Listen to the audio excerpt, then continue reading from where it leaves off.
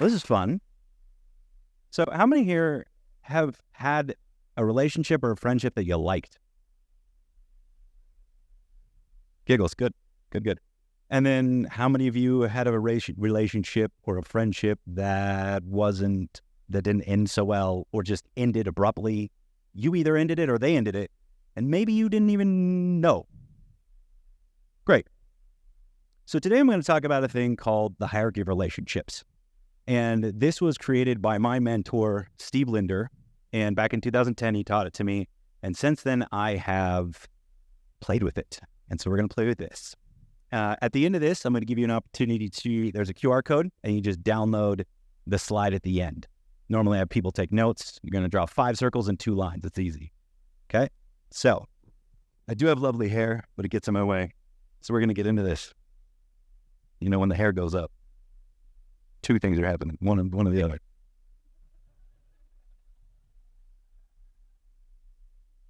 You're all dirty-minded, my people. All right, so hierarchy of relationships, right? The first relationship we get to is stranger. Do I need to say more? No. Great. So the next one we get to is acquaintance. Now, acquaintance are those people that you know through business. Maybe your barista, your kid's teacher at school, something like that. You might know their name. You probably don't have their phone number. Okay, next one is friend. Now, friend, you probably spent some time with this human in your life. You probably have their phone number. They may or may not have been to your home. That type of relationship, those golf buddies you meet once a year for that thing, or old college friends, makes sense. The next one is peer. Now, as we go through these, I couldn't actually create the scale. So strangers are obviously infinite, and then each one gets very, very small very, very quickly. So peer group are those people in your life that you really take their advice. They're very close to you. They definitely have your phone number. You spent much time with them. Those are your brothers and your sisters, the people who are at your bachelor party, the dude who's sitting there in jail with you going, dude, that was awesome. Yeah. Right? Okay. And then we have cabinet. And if you notice, there's a little gap in between there because cabinet is its own thing altogether. Cabinet, in everyone I've met on the earth, has either 0 or 1 person in their cabinet. I've met a few with 2. It's very, very rare. That's that person that's your ride or die, your closest companion in life. Often it's your spouse. And if it's not your spouse,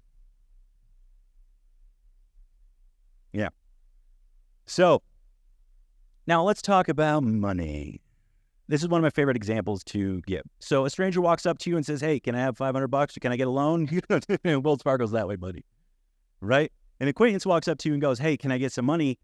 You might drive them to the bank or give them your banker's phone number. If a friend asks you for money, you might lend them the money, but there would be a contract and there would definitely be interest. And if a peer asks you for money, you're probably going to lend them the money. Contract, no interest. If a cabinet asks you for money, you're going to laugh because they already have your credit card, your bank account details, and all that stuff. So that gives you a little bit more meat. Now, if you were writing this down, I'd say, okay, draw a line down the center. Why am I drawing down a line in the center? Well, you have a hierarchy relationship. And every single person that you meet, every single person in this room has their hierarchy relationship. Okay? Which means you have rules. And I don't know your rule. You don't know my rule. But you have musts and you have must nevers. Like my cabinet must never lie to me. My peer group must hold me to, okay, nope, I blanked. Must hold me to a higher standard when I'm in their presence. There it is, right? And a stranger, hopefully they're alive. Those are my rules, right? But you have your must-nevers as well. And so every single person you meet has a must and their must-nevers. So as we go through this now, why did I write that? I don't know why I wrote that. How? This is fun. No, I can't remember how. I wrote something. It was there to prompt me on something. So this is, we're rolling together. How? Found it. How do you create these, right? How do you create the relationships? How does it all work? Well, it's through time and trials and tribulations. Time is one. right? So you've met somebody in college and you're now 50 and you've done things together. They move up. You've met them in school. You spent some time together. The second way you could create something on a higher relationship is through trials and tribulations, right? How many people in here play paintball? 2. Fantastic. Okay, never mind. Different thing, right? You've traveled together. You've gone on an adventure. You've done something fun. You've been to a retreat. You've done plant medicine together, right? Trials and tribulations. They don't have to be bad, but they just bond you. The men who go to war, those groups of men that go through battle together, they're bonded for life. Trials and tribulations. Doesn't matter how much time they've been together, right? So those are the ways we move up and down through the, wow, that is really off. Well, anyway, that is how you move through the higher relationships, up and down. So far, is this making sense? Got some blank stares, some nods. Oh, I got some nods. Okay, this is great. So what? Oh boy, what are we talking about next? Well, what are you going to do in relationships? Well, you're either doing 1, you're investing in that relationship. 2, you are maintaining it. Or 3, you're letting it go, right? You're not putting anything into it. And those are the only 3 things you can do with a relationship with somebody you know. That's it. And so if you're down in stranger or acquaintance, it's really easy to maintain that. You talk to them once every 10 years. But if you're in the peer group, or if you're a cabinet, how do you maintain that?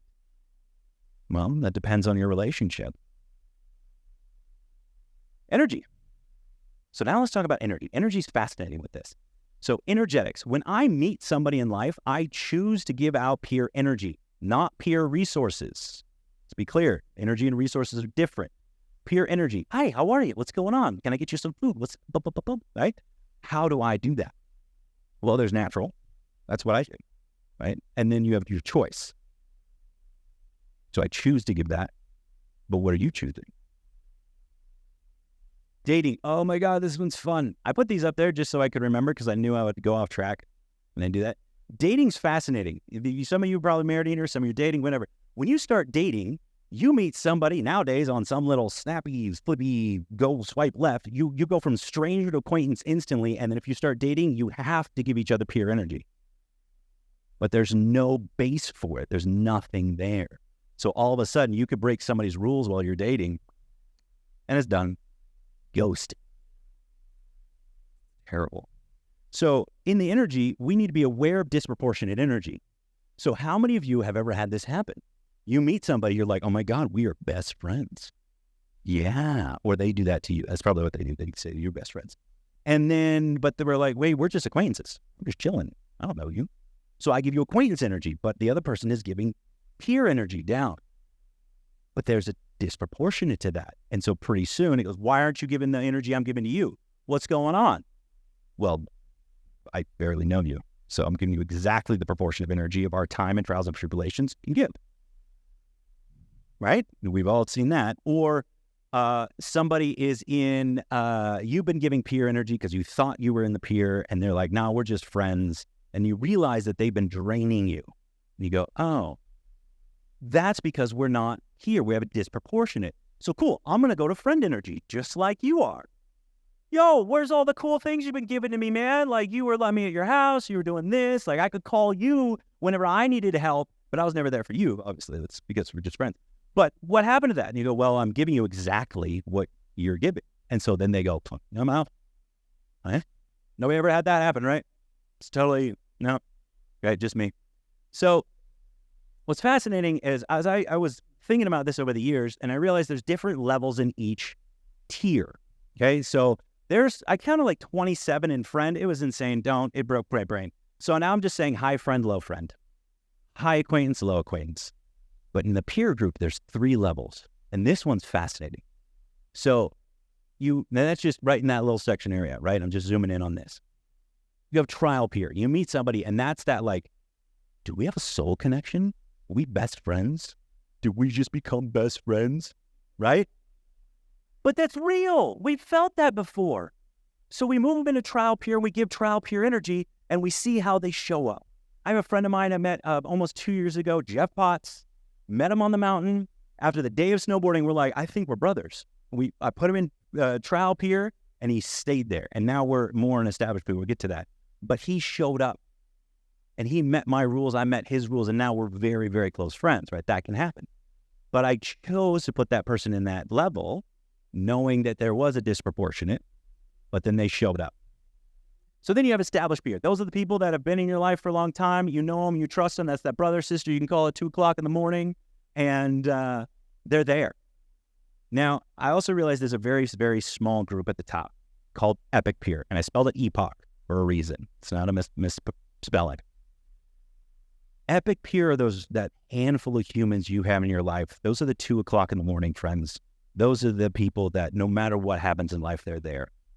I have a rule. One of my musts for my epic peer males is I have a 6-year-old daughter.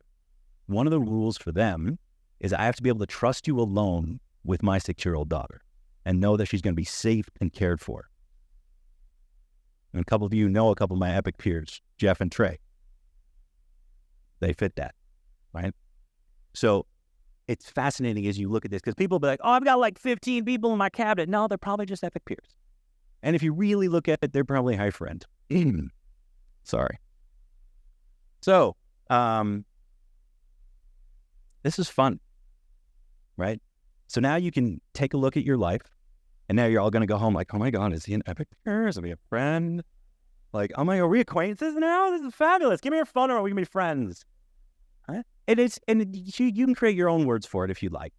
But this is a great little model. You draw 5 circles, 2 lines, and it's there.